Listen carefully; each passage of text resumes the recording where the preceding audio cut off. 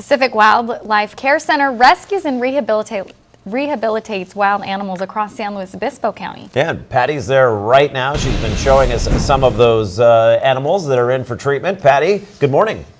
Good morning, Sarah and Randall. I am here at the center, essentially what is the emergency room, and right now volunteers are treating an western grebe that is in here because it's covered in oil. Now joining me is Jeanette Stone, and off camera she's going to just let us know what is happening here. Well, this particular animal came in 2 days ago, as you can see, very oiled.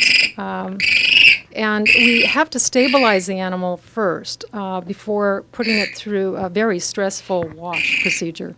And this, I was going to say, this seems stressful. It's almost hard to watch, and it's necessary treatment, but it is hard for the birds to go through this. Oh, absolutely. But fluids are really important here. These are things we have to do for this bird to survive. So what you're seeing Virginia do right now is tube the bird. I think you saw that a little bit earlier. Later on, we will draw blood on this bird to make sure that this bird is going to be fit for this very stressful wash procedure that we're hoping to do today. And the reason to cover the bird? Birds, when you cover them and their visual stimulus is interrupted, you'll see that they really calm down. You saw immediately how he calmed down as soon as we covered him. So the other thing is that we have to protect these birds, their feet. So you saw this bird He has the booties on, right?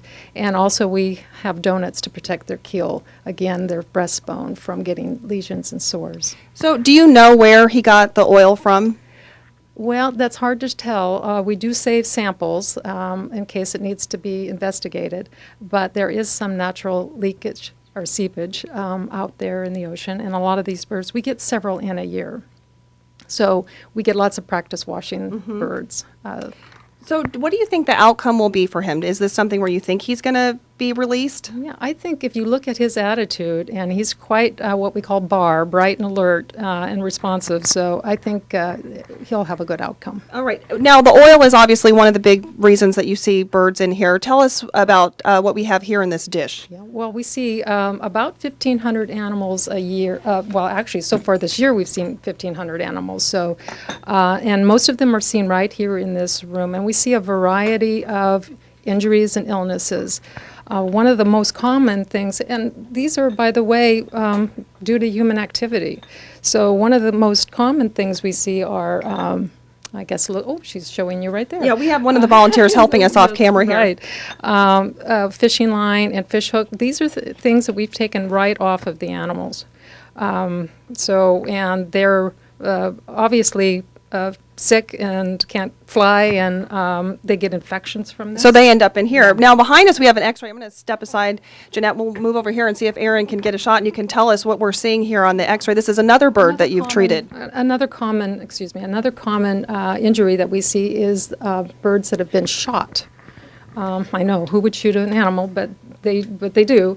And we also see animals that are shot and birds eat them. So in the case on the left side here, you can see that a bird has been shot, and you can see the pellets actually in the x-ray.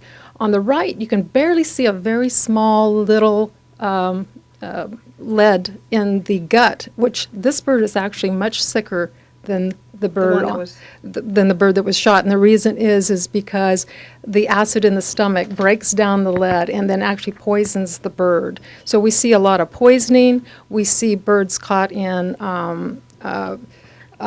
barbed wire fence. We see many animals hit by cars. So a lot of it has to do with human activity.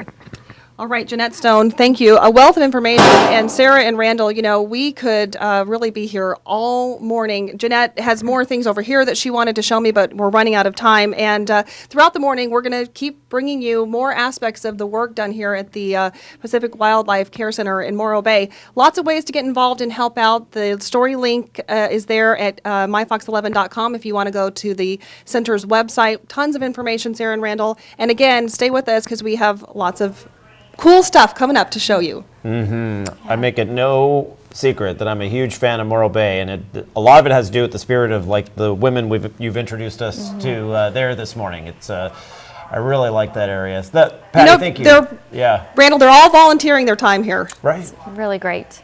So thanks, Patty. We'll check back in with you in a little bit.